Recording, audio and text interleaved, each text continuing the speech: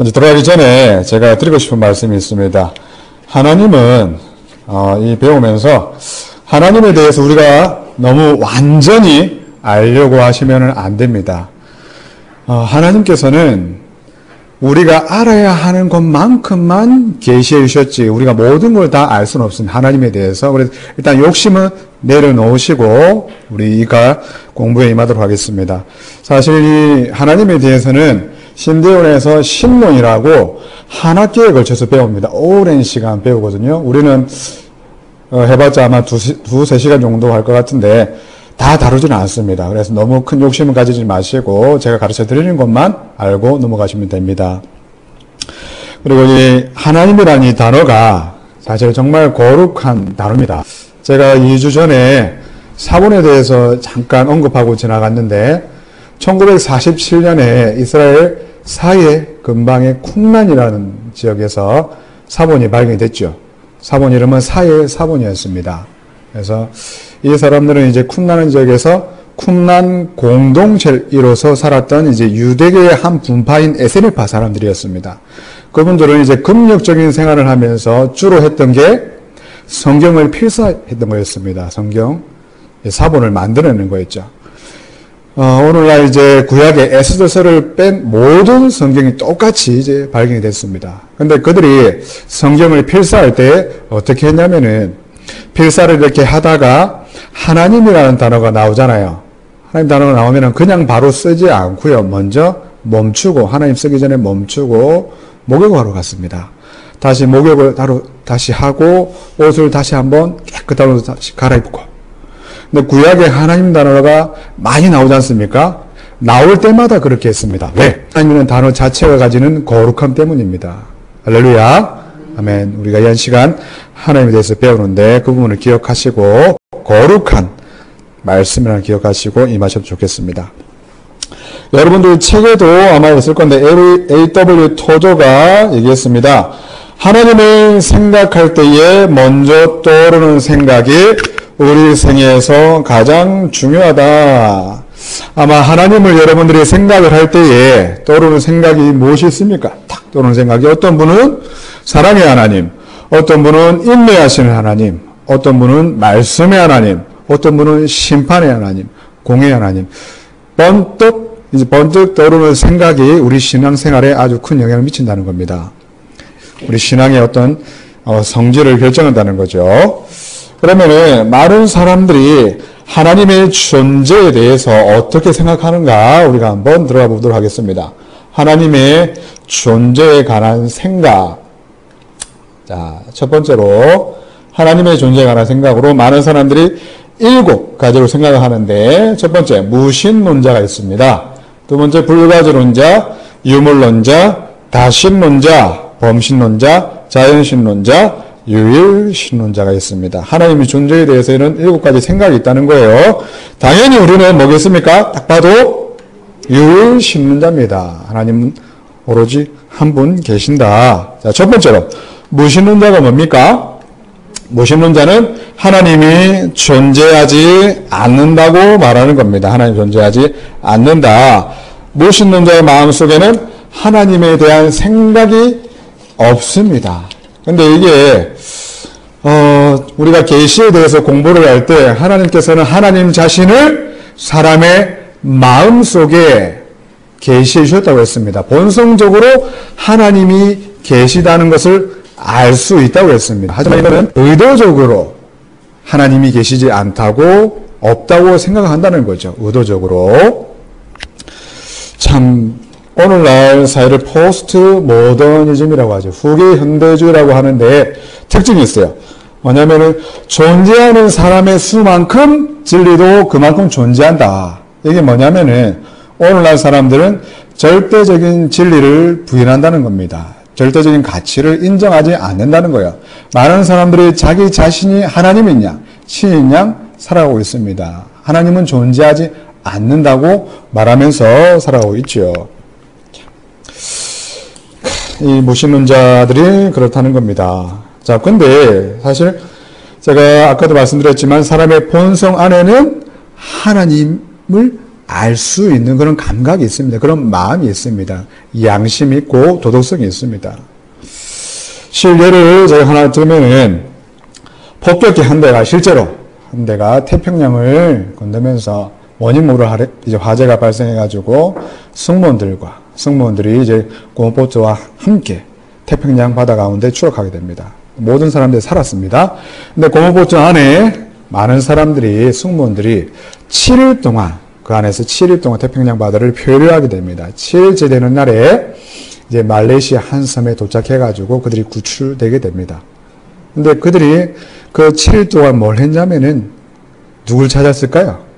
바로 하나님을 찾게 됩니다. 하나님을 믿는 사람이든 안 믿는 사람이든 하나님을 찾으면서 기도를 했다는 거예요.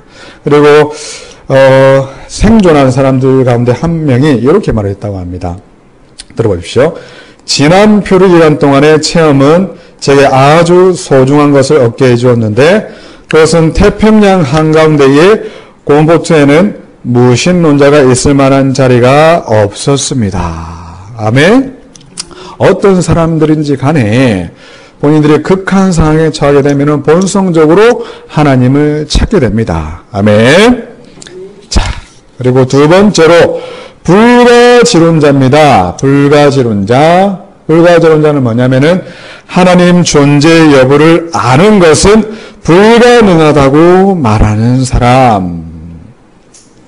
내가 하나님을 모르기 때문에 하나님의 존재를 아는 것은 불가능하다고 말하는 겁니다. 이건 논리에 맞지가 않죠. 나는 모르지만은 주변 사람들은 하나님의 계심을 알 수 있습니다. 내가 모른다고 하나님 존재의 여부에 대해서 아는 게 불가능하다고 말하는 것은 논리에 맞지가 않습니다. 불가지론자가 그렇게 말을 한다는 거죠. 자, 세 번째. 유물론자입니다. 유물론자는 하나님이 필요 없다고 말하는 사람입니다. 필요 없다고 말하는 사람이죠. 자, 이게 뭡니까? 물질이 자신에게 이미 신이 되어 있는 사람입니다. 오늘날의 사람들이죠.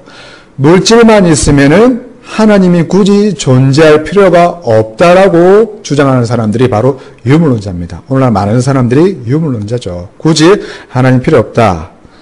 실상은 이 물질이 우리에게 신이 되어 있다는 거죠. 유물론자들. 신명기 8장 11절 보면은 맨 마지막을 보세요. 내 소유가 다 풍부하게 될 때에 내 마음이 교만하여 뭐라고요? 내 하나님 여호와를 잊어버릴까 염려하노라. 물질이 있기 때문에 하나님이 굳이 필요 없다. 잊어버린다는 겁니다. 어떻게 보면은 우리에게 물질이 그렇게 많지 않다는 게 하나님의 은혜일 수도 있습니다. 물질이 많으면은 많은 사람들이 하나님을 잊어버리기 때문입니다. 자, 네 번째, 다신론자가 있습니다. 다신론자는 신이 여러 명이라고 말하는 사람입니다. 신이 한 명이 아니라 여러 명이다. 그래서 로마 신화에 보면은 신이 많이 있죠. 신, 포세이돈부터 시작해가지고 많이 있습니다. 근데 그것보다, 지금 지구상에 가장 다신주의가 이제 활개를 치는 나라는 저는 일본 같습니다. 일본.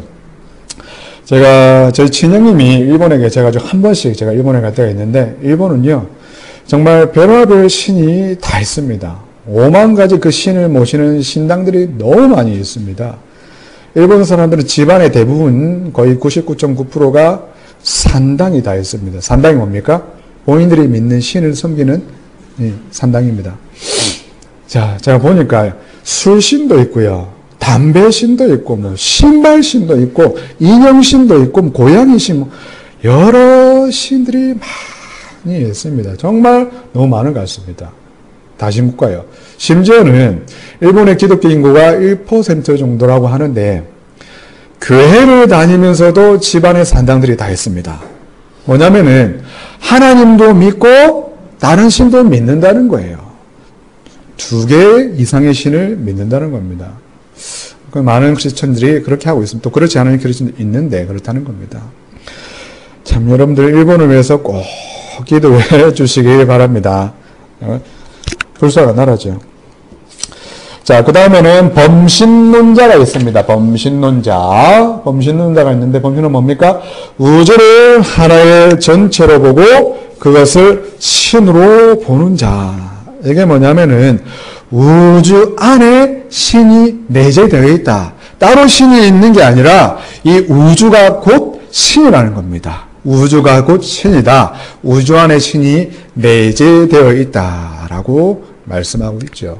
하지만 성경은 이 우주는 신이 아니라 하나님이 만드신 피조물이라고 말씀하고 있습니다. 우주가 신이 아니라 시편 19장에 보면은 하늘에 하나님의 영광을 선포하고 궁창이 그의 손으로 하신 일을 나타내는도다.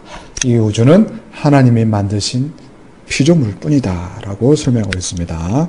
여섯 번째로 자연신론자가 있습니다. 자연신론자, 신을 세계의 창조자로 인정하지만 계시나 기적을 부인하는 이성적인 종교주의자입니다.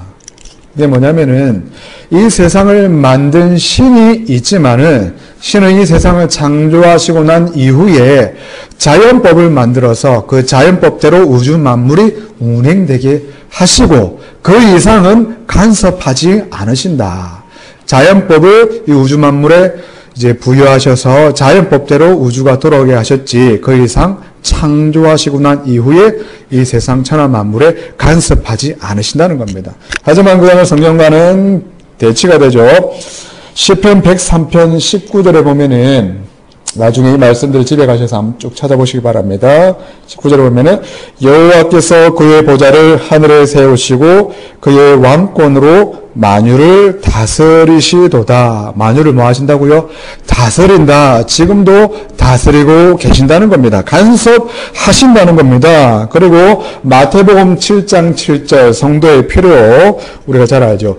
구하라 그리하면 너에게 주실 것이요 찾으라 그러면 찾아낼 것이요 문을 두드리라 그러면 너희에게 열릴 것이니 하나님께서 너희의 필요를 채워주신다. 간섭해 주신다고 말씀하고 있습니다. 아멘.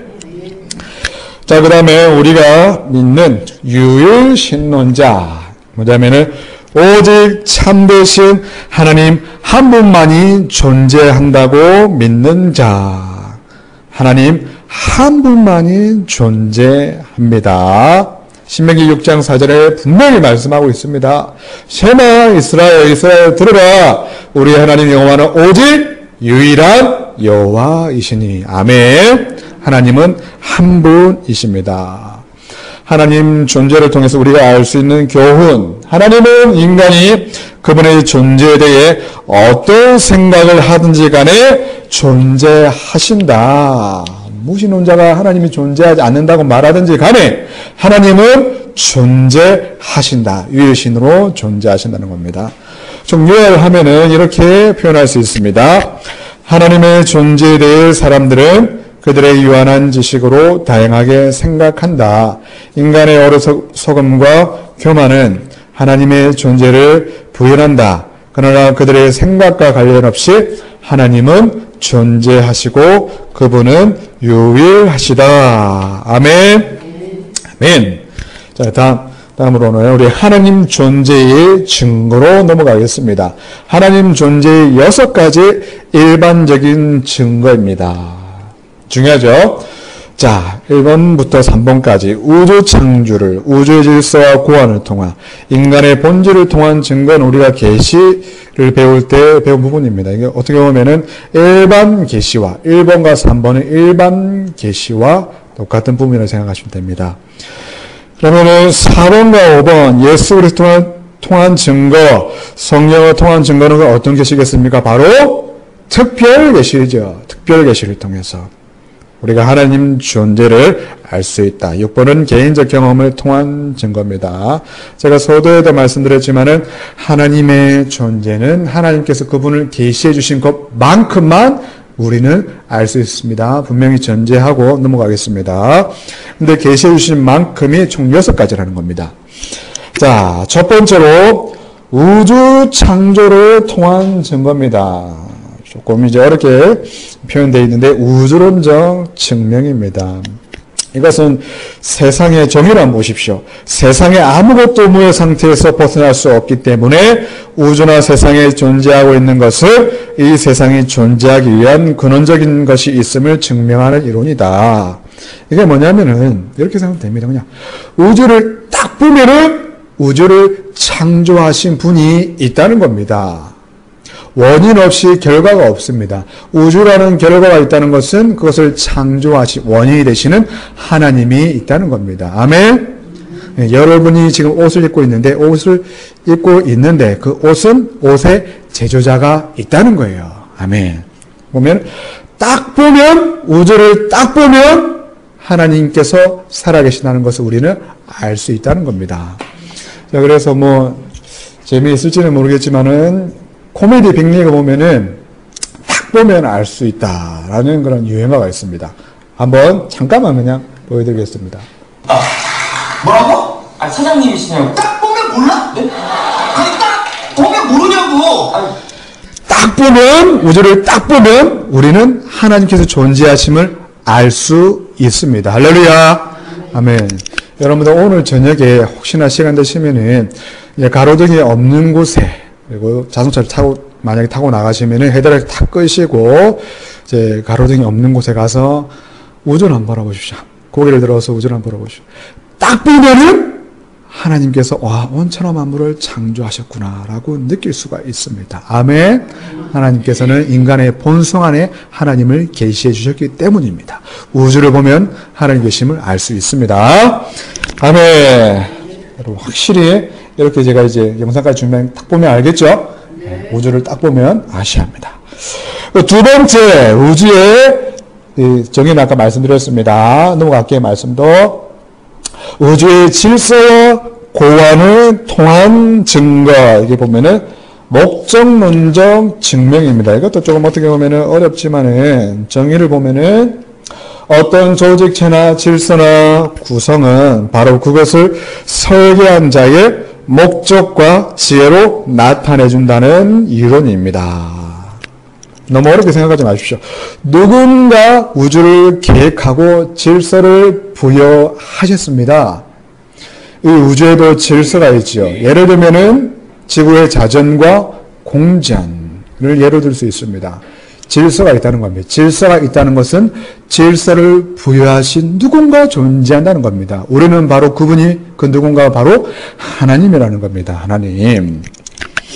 우주의 질서를 주신 분이 바로 하나님입니다. 여러분, 지구가 몇 킬로로 이렇게 자전하고 있습니까? 1600킬로로 자전하고 있답니다. 시간당 1600킬로. 하루에 한 번씩 돌고 있죠. 공전은 지구가 1년에 한 번 태양 주위를 도는데 10만 킬로가 넘는 속도로 시간당 공전을 하고 있습니다. 빠르지도 않고 늦지도 않고. 그리고 지구가 공전을 할 때 그냥 공전을 하지 않지요. 23.5도 약간 기울어져 있습니다. 기울어진 상태에서 1년에 한 바퀴 태양을 주위로 돕니다. 그렇게 도니까 약간 기울여서 도니까 사계절이 뚜렷하다는 겁니다. 사계절이 생기는 이유가 지구가 약간 기울어져서 공전을 하기 때문입니다. 이게 바로 질서라는 거죠. 이러한 질서가 있다는 것은 한치의 오차도 없이 지구가 이런 우주 만물이 질서대로 운행된다는 것은 이 질서를 부여하신 하나님이 있다. 그 질서를 통해서 하나님 계심을 우리는 알 수 있다는 겁니다. 아멘. 이걸 통해서 우리는 진화론이 참 호구라는 것을 알 수 있습니다. 우주를 딱 보십시오. 이게 진짜 빅뱅 이론에서는 그냥 갑자기 생긴 결코 아닙니다. 누군가 창조하셨고 이 우주의 질서를 부여하셨습니다. 여러분, 진화론이 참 호구, 진화론이 주장하는 사람들이 이제 연대를 화석이 나왔을 때 연대를 측정하는 아주 공신력 있는 방법으로 탄소 연대 측정법으로 연대를 측정하죠. 화석이 나왔을 때. 탄소 연대 측정법이 뭐냐면은 물질 가운데는 물질을 싸고 있는 탄소가 있는데 이 탄소의 두께를 측정해서 연대를 추정하는 기법입니다. 근데 이게 많이 이제 호구라는 것이 과학적으로 증명이 됐습니다. 예를 하나 들면은 가축은 펭귄의 뼈를 가지고 와서 탄소 연대 측정법으로 이게 몇 년 전에 몇 년 전에 화석이냐 한번 봤습니다. 창조론을 주장하는 과학자들이 보니까 2500년 전에 화석이라고 나왔던 겁니다. 갓 죽은 펭귄의 뼈인데도 그렇게 나왔다는 거예요. 이게 어마어마한 호구라는 겁니다. 지구의 역사가 뭐 10만 년, 100만 년, 1억 년 절대 아닙니다. 성경에는 지구의 역사가 몇 년이 나와 있으면 추정해보면은 예수님 이후 지금 2000년, 예수님 이전 약 4,500년, 토탈하면은 6,500년 밖에 되지 않습니다. 탄소연리법은 아주 호구라는 거예요. 자, 여러분 좀 몇 가지 더 말씀드리면은 오스트랄로피테쿠스, 인류의 시초가 오스트랄로피테쿠스라고 말을 하고 있죠. 근데 이게 또 파명이 났습니다. 하지만 결코 진화론 주장 과학자들은 내세우지 않죠. 오스트랄로피테쿠스는 인간의 뼈와 원숭이의 뼈를 아주 정밀하게 짜집게 한 겁니다. 짜집게 한 거. 판명이 났습니다. 그리고 네안데르탈인 얼굴이 희한하게 생겼지 않습니까? 네안데르탈인은 비타민 D가 부족해서 구루병이 온 사람들의 얼굴입니다. 판명이 났습니다. 그렇죠? 하지만 현재 과학자들은 그걸 이제 오픈하고 있지는 않죠. 그래서요, 말씀의 결론은 여러분들 햇빛을 많이 쬐시고 비타민 D를 많이 먹으십시오. 구루병 걸립니다. 할렐루야! 아멘. 자, 그 다음에 세 번째로 인간의 본질을 통한 증거입니다. 인간의 본질을 통한 증거. 이거는 인간론적 증명입니다. 이 인간론적 증명은 인간의 의식 속에 하나님이 계시다는 겁니다. 인간의 의식 속에. 이건 뭐냐면은 정의를 한번 보겠습니다. 인간의 선과 악과 옳고 그름을 판단할 수 있는 도덕성을 가지고 있다는 이론이다. 도덕성이 뭡니까? 바로 양심, 마음, 인간의 마음 속에는, 도덕성 속에는 하나님을 알 수 있는 그런 마음이 있다라는 겁니다. 이 도덕성은, 마음은, 양심을 하나님께서 주신 것이다. 그것을 통해서 우리는 알 수 있다. 하나님 말씀 창세기 2장 7절. 여호와 하나님이 땅의 흙으로 사람을 지으시고 생기를 그 코에 불어넣으시니 사람이 생명이 되니라. 이 생기를 불어넣으실 때 도덕성과 마음과 양심이 같이 들어갔다는 겁니다. 자, 네 번째, 예수 그리스도를 통한 증거 하기 전에 보십시오. 이제껏 만나본 어떤 사람보다 나에게는 무디라는 인간이 최고의 걸칫거리이다. 무디 목사님이 이렇게 말씀했는데 이게 뭡니까? 바로 양심 있는 사람이기 때문에 자기 자신 탓을 한다는 거예요. 양심 있는 사람이기 때문에 자기 자신 탓을 한다는 겁니다. 그리고 브루스가 이렇게 얘기했습니다. 넘어가겠습니다. 그냥 예수 그리스도와 통한 증거. 네, 예수님이 곧 바로 하나님이시기 때문에 예수님을 통해서 하나님을 우리는 알 수 있다는 겁니다. 하나님 말씀에 요한복음 1장 18절 말씀, 원래 하나님을 본 사람이 없으되 아버지 품속에 있는 독생하신 하나님이 나타내셨느니라. 독생하신 하나님이 여기 누굽니까? 바로 예수 그리스도입니다. 빌립이 물어봤을 때 예수께서 이르시되 빌립아, 내가 이렇게 오래 너희와 함께 있을 때 내가 나를 알지 못하느냐? 나를 본 자는 누구를요? 아버지를, 성부 하나님을 보았거늘 어찌하여 아버지를 보이라 하느냐? 예수님 곧 하나님이시다. 아멘. 아멘. 자, 넘어가겠습니다. 넘어갈게요. 그 다음에 다섯 번째, 성경을 통한 증거. 성경을 통해서 우리는 하나님께서 존재하심을 알 수 있다. 성경은 약 1500년에 걸쳐서 40여 명의 저자가 통일된 하나님에 대해서, 일치된 하나님에 대해서 증거하고 있습니다. 아멘. 자, 디모데후서 3장 말씀. 모든 성경은 하나님의 감동으로 된 것으로 하나님을 증거하고 있다는 겁니다. 그리고 여섯 번째로 개인적 경험을 통한 증거입니다. 개인적 경험을 통한 증거. 하나님 말씀, 히브리서 11장, 믿음으로 모든 세계가 하나님의 말씀으로 지어진 줄을 우리가 아나니 보이는 것은 나타난 것으로 말미암아 된 것이 아니니라. 이게 뭡니까? 믿음으로, 우리는 믿음으로 하나님께서 존재하심을 알 수 있다는 겁니다. 믿음으로 우리는 알 수 있다. 개인적 경험이 바로 믿음입니다. 이스라엘 백성들 같은 경우에는 출애굽을 할 때 홍해 사건을 통해서 하나님이 살아계시는구나. 그들은 개인적 경험을 통해서 하나님을 알 수 있다. 아멘. 교훈은 하나님의 존재를 부인하는 것은 증거의 부족이 아니라 인간의 완악함 때문이라. 하나님 존재의 증거를 통해서 우리가 알 수 있는 결론입니다. 하나님은 창조 우주에서 인간의 본질, 예수 그리스도, 성경, 개인적 경험을 통하여 자신의 존재를 주셨다. 하나님은 세상을 창조하셨고 고안하셨고 유지하고 계신다. 하나님이 존재하시기 때문에 우리는 그분을 경험할 수 있다. 아멘. 자, 하나님의 본질로 이제 넘어가겠습니다. 세 번째인데요. 하나님의 본질. 그러므로 우리가 여호와를 알자. 힘써 여호와를 알자. 그의 나타내심은 새벽빛같이 어김없나니 비와 같이 땅을 적시는 늦은 비와 같이 우리에게 임하시리라. 우리는 하나님을 힘써 알아야 하는데 과연 성경은 하나님의 본질에 대해서 어떻게 말하고 있는지 우리가 같이 배워보도록 하겠습니다. 자, 첫 번째로 하나님은 뭐라고요? 영이시다. 영이시다. 이것은 결코 공간적 위치에 제한받지 않으신다는 겁니다. 요한복음 4장에 하나님은 영이시라고 표현하고 있습니다.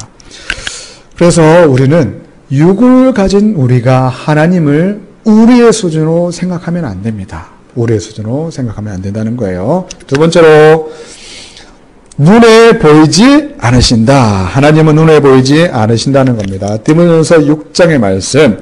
오직 그에게만 죽지 아니함이 있고 가까이 가지 못할 빛에 거하시고 어떤 사람도 보지 못할 곳도 볼 수 없는 이시니 그에게 존귀와 영광과 권능을 돌릴지어다. 아멘.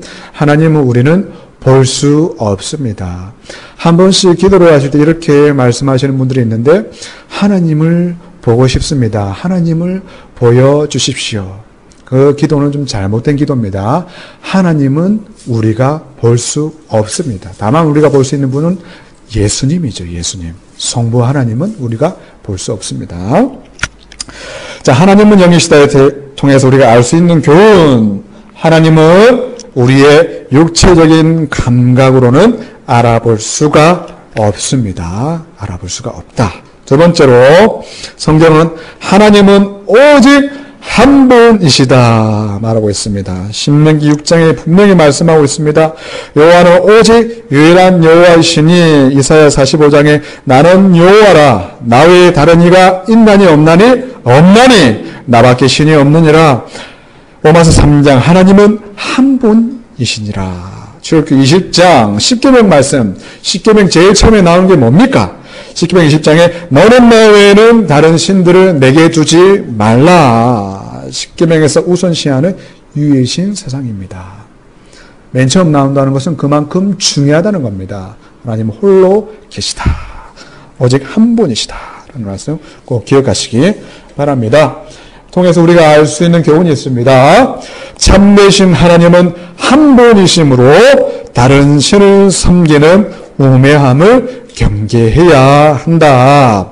아멘. 아멘. 그리고 우리가 세 번째로 성경은 하나님은 자신을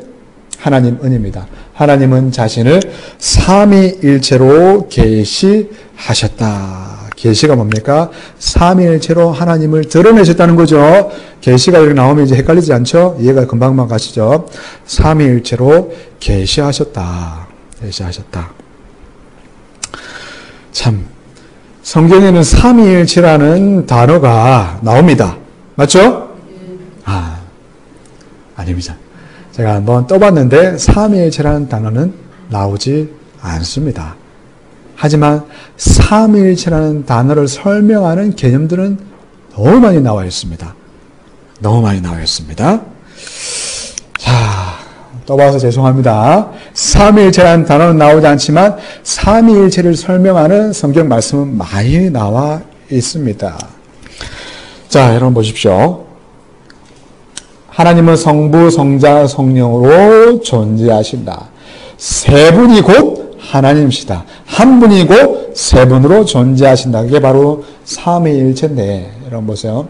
삼위일체라는 단어 자체는 나오지 않는데 보십시오. 제임스 화이트가 이렇게 얘기했습니다.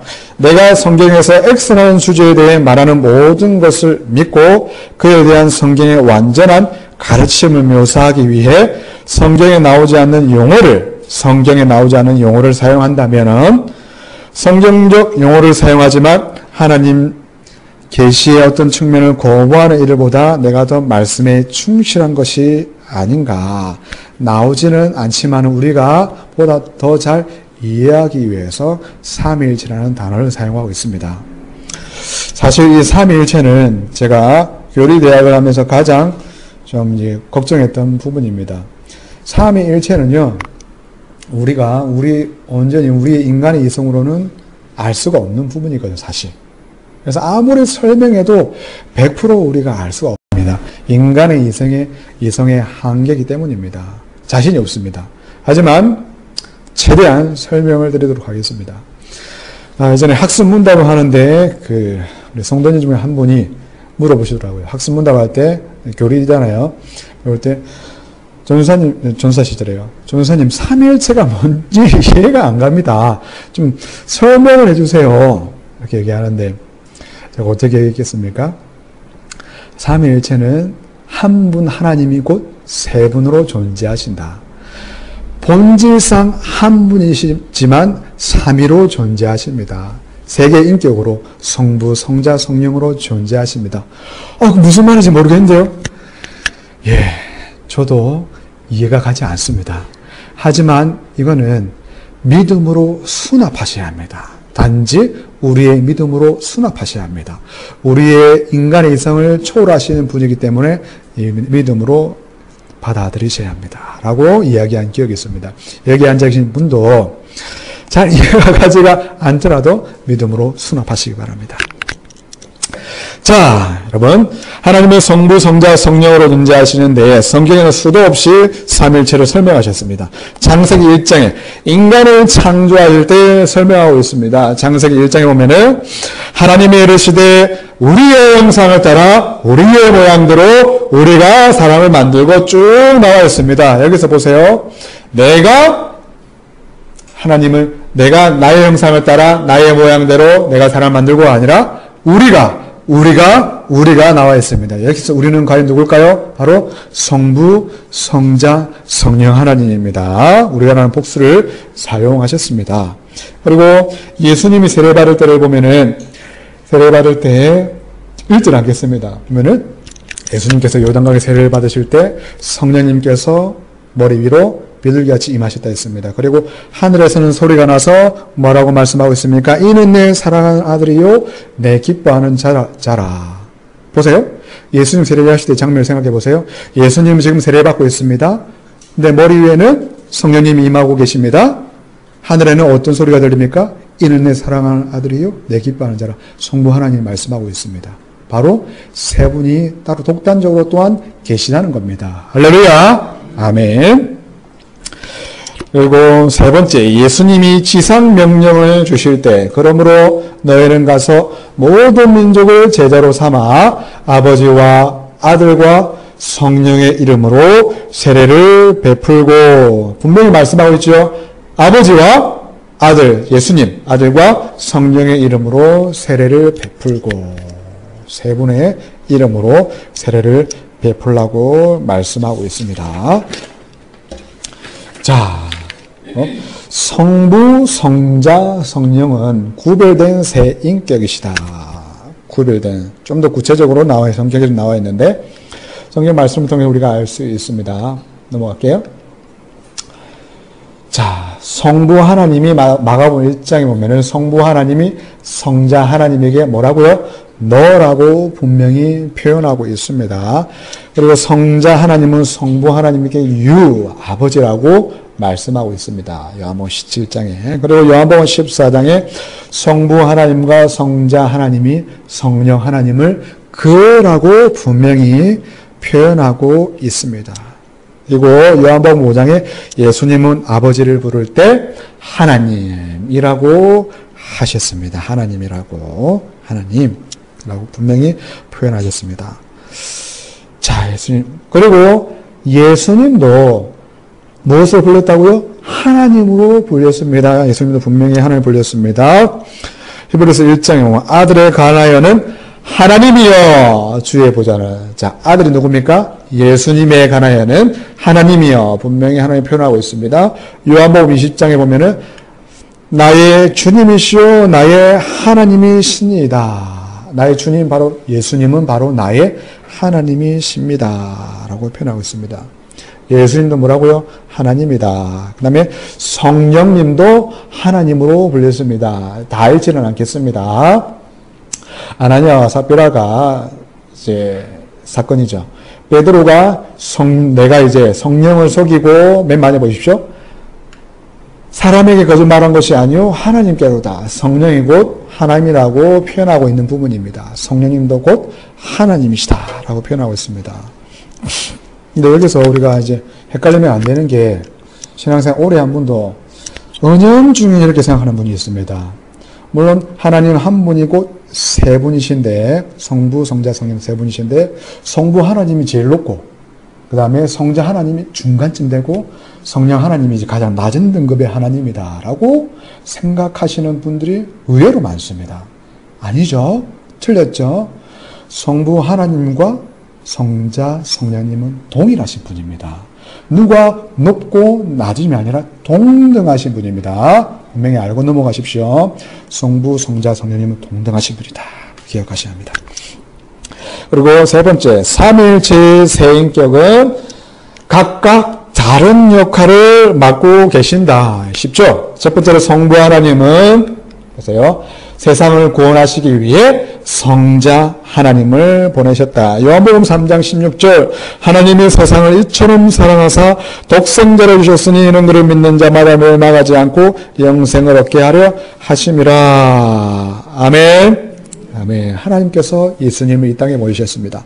그리고 두 번째, 성자 하나님은 예수님은 이 땅에서 하나님의 뜻을 행하셨다. 요한복음 6장 38절. 내가 하늘에서 내려온 것은 내 뜻을 행하려 함이 아니요 나를 보내신 이의 뜻을 행하려 함이니라. 하나님의 뜻을 행하셨다. 하나님의 뜻을 행하시는 게 예수님의 이제 이 땅에서의 본문이다. 세 번째, 예수님은 승천하실 때 자신이 시작하신 일을 성령을 보내서 하신다고 약속하셨다. 요한복음 14장 말씀. 내가 아버지께 구하겠으니 그가 또 다른 보혜사를 너희에게 주사 영원토록 너희와 함께 있게 하리니. 또 다른 보혜사가 누굽니까? 성령님. 자, 성부 하나님과 성자 하나님은 지금 우리와 함께 하시죠? 엄밀히 따지면은 성부 하나님과 성자 예수님은 하늘 천국에 계시죠. 우리와 함께 하시는 하나님 누굽니까? 바로 성령 하나님입니다. 예수님 믿는 자들에게 함께 하시는 분이 바로 성령 하나님입니다. 아멘. 아멘. 개념을 나누자면은 그렇다는 겁니다. 여기 나왔죠? 삼위일체는 이해하기 쉽다, 어렵다? 어려운 신비입니다. 정말 어렵습니다. 정말 어렵습니다. 이에 대해서 아우구스티누스가 이렇게 쉽게 말했습니다. 당신이 이해할 수 있다면 그분은 이미 하나님이 아니다. 우리의 인간으로 이해되는 분이면은 하나님이 아니라는 겁니다. 우리의 인간의 이성을 초월하신 분이기 때문에 우리가 하나님으로 섬기고 경배합니다. 아멘. 자, 삼위일체의 보십시오. 통일성과 다양성은 우리의 삶의 큰 모델을 제시한다. 통일성은 바로 하나님은 한 분이시면서 다양성은 세 인격으로 삼위로 나타나신다는 거죠. 이것은 우리에게 모범이 되시는데 제자들의 하나됨의 모델을 제시해 주십니다. 저희들 하나님의 모델이 된다. 요한복음 17장 말씀 읽지는 않겠습니다. 두 번째로 에베소서 5장에 부부의 하나됨의 모델이 됩니다. 부부의 하나됨의 모델이 된다. 집에 가서 한번 읽어보십시오. 자, 그리고 세 번째로 다양한 교회의 지체가 한 몸을 이루는데 모델이 됩니다. 세 분이 곧 한 분이시기 때문에. 여기 보면은 몸은 하나인데 많은 지체가 있고 몸의 지체가 많으나 한 몸인가 같이 그래서도 그러하니라. 아멘. 그래서 우리가 알 수 있는 교훈이 있습니다. 삼위일체 하나님은 모든 분열된 관계를 하나 되게 하시는 가장 완전한 원동력이며 모델이다. 요약해보면은 이렇게 표현할 수 있습니다. 하나님은 본질적으로 하나이시고 위격 또는 인격에서는 셋이시다. 일체는 한 몸이 아니라 한 본질을 말한다. 영원성, 전능성, 광대성 등의 본질에서는 동등하다. 성부, 성자, 성령이 각각 하나님이시고 각각 주님이시나 세 하나님, 세 주님은 아니시다. 세 위격의 본질을 공유한다. 참 어려운 말씀인 것 같기도 하고 또 쉬운 말씀인 것 같기도 하고 보십시오. 알고 계십니까? 한번 보겠습니다. 하나님 한 분이 여러분 교재 다 나와 있습니다. 하나님 한 분이 성부, 성자, 성령 각각의 모습으로 나타난다고 주장하는 양태론은 그리스도와 성령의 인격을 부인하는 것이다. 하나님이 성부, 성자, 성령의 세 분이라고 주장하는 삼신론은 하나님이 한 분이심을 부인한다. 이렇게 표현하면 조금 어려울 수도 있는데 양태론은 뭐냐면은 하나님은 1인 3역 하신다는 거예요. 하나님은 세 분이 아니라 한 분이고 그냥 세 개의 가면을 쓰고 운행하신다. 한 분이시지만 세 개의 가면을 쓰신다는 겁니다. 그러면은 이렇게 따지면은 예수님과 성령님의 인격을 부인하는 거기 때문에 우리가 받아들일 수 없습니다. 삼신론은 뭡니까?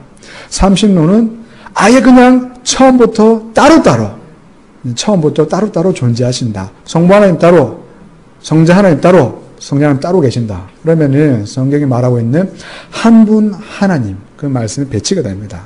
하나님 한 분이면서 세 인격으로 존재한다라고 우리는 알고 있어야 합니다. 이렇게 말씀드리면 조금 헷갈리시겠지만 하나님은 한 분이시면서 세 분으로 존재한다. 삼위일체를 믿음으로 수납하시기 바랍니다. 자, 하나님이 가지신 속성 바로 넘어가겠습니다. 하나님이 가지신 속성 첫 번째로 초월적 속성입니다. 초월적 속성. 하나님이 가지신 속성은 초월적 속성과 공유적 속성이라고 할 수 있는데 초월적 속성은 인간을 초월하시는 그런 속성, 공유적 속성은 인간과 공유하신 속성인데 제일 처음 우리가 배운 것은 초월적 속성입니다. 참 인간이 얼마나 이렇게 무지한지요. 한 학교 기숙사 식당에서 실제로 했었다고 합니다. 식당에서 테이블이 두 개가 우리 지금 테이블처럼 식당에서 테이블 두 개가 있는데 그 위에 한 테이블에는 사과가 놓여져 있는 테이블이 있고 한 테이블에는 우리 테이블처럼 과자가 여러 과자들이 많이 있는 테이블이 있었다고 합니다. 근데 사과가 놓여져 있는 테이블 앞에 글자가 적혀 있었는데 뭐라 적혀 있냐면은 한 사람이 한 개씩만 들고 가십시오. 하나님이 보고 있습니다. 라고 적혀 있었다고 합니다. 근데 과자가 수북히 놓여있는 과자가 있는 테이블에도 글자가 써 있는데 뭐라고 적혀 있냐면은 마음껏 들고 가십시오. 하나님은 사과 테이블에서 누가 사과를 2개 이상 들고 가는지 지켜보고 계십니다. 이해가 가십니까? 이해가 가십니까? 이게 뭐예요? 하나님은 사과 테이블에서 사과를 누가 많이 들고 가는지만 보고 있고 과자 테이블은 보지 않고 계신다는 거예요.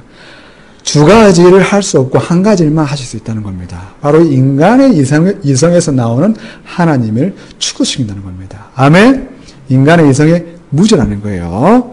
그래서 우리는 하나님이 가지신 초월적 속성에 대해서 우리는 알 수 있는데 이게 바로 비공유적 속성입니다. 속성인데 자, 전체 6가지가 나옵니다. 자, 하나님은 영원하시다. 하나님은 전능하시다. 하나님은 전지하시다. 하나님은 무소부재하시다. 하나님은 주권적이시다. 하나님은 불변하시다. 적으십시오. 우리가 앞으로 계속 배울 겁니다.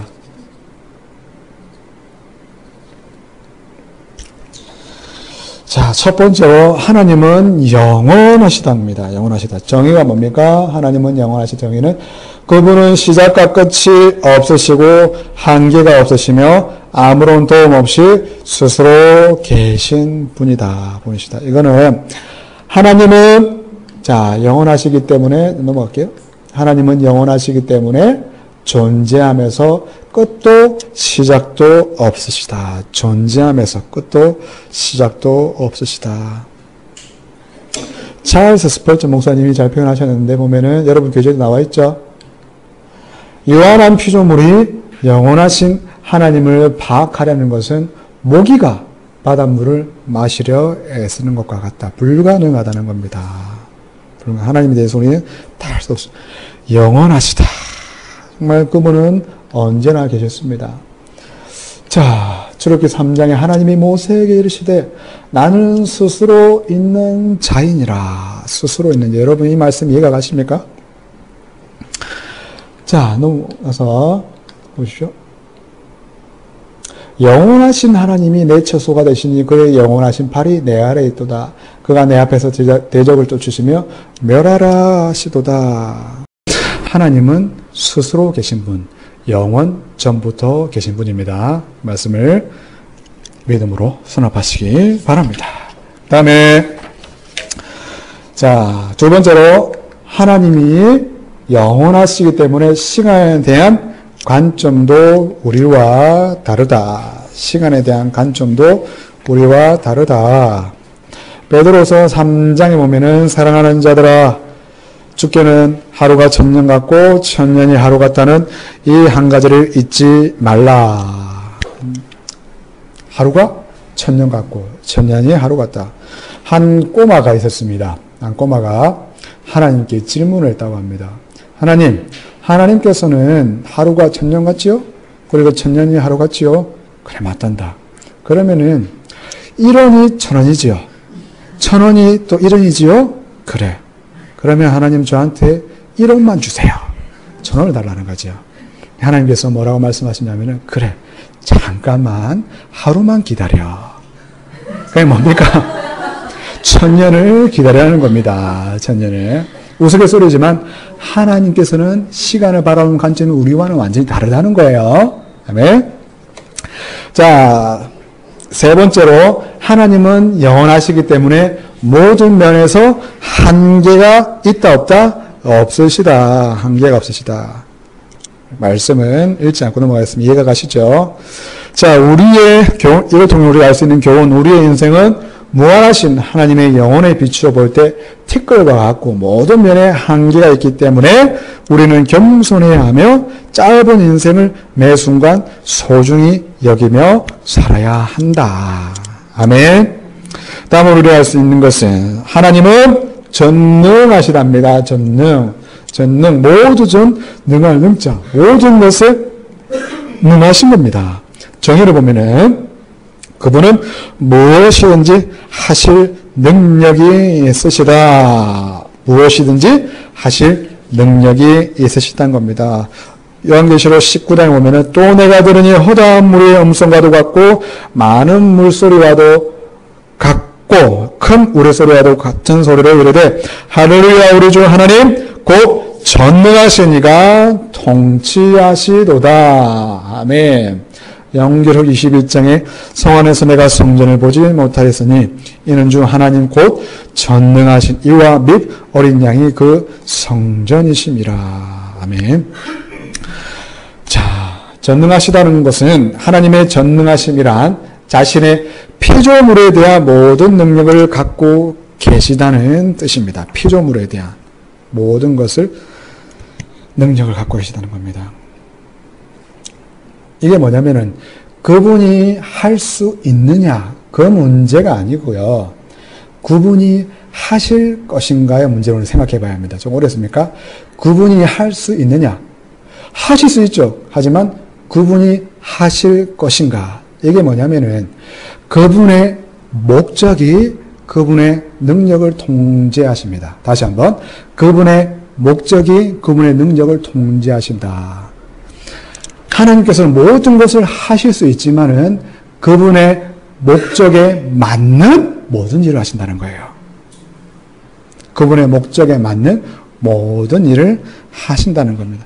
그분의 자신의 목적 안에서 모든 것을 하신다는 거예요.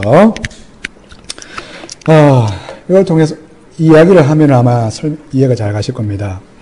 6살짜리 이제 소년이 교회를 오다가 교회 앞에서 돌에 걸려서 넘어졌습니다. 넘어져서 아빠와 함께 교회로 오는 길에 넘어져가지고 무릎이 깨졌어요. 그래서 피가 나는데 아빠가 그 상처를 치료해 주면서 이 아이가 아빠한테 물어봅니다. 아빠는 하나님이 이 상처를 치료해 줄 수 있어 없어? 아빠는 어떻게 생각해? 하나님이 이 상처를 치료해 줄 수 있어 없어? 물어봤다고 합니다. 그러니까 아빠가 물론 당연히 하나님은 치료해 주실 수 있어. 하지만 이 상처를 그대로 둠으로써 내가 왜 이런 상처가 생겼는지 기억나게 하시고 다시는 이런 일을 반복하지 않도록 해주시기 위함이야 라고 말했다고 합니다. 좀 이해가 가십니까? 조금 이해가 좀 이렇게 생각, 집에 가서 한번 묵상해 보십시오. 그분의 목적이 그분의 능력을 통제한다. 목적에 맞는 일을 하신다는 겁니다. 아멘. 오늘은 여기까지 말씀드리겠습니다. 혹시나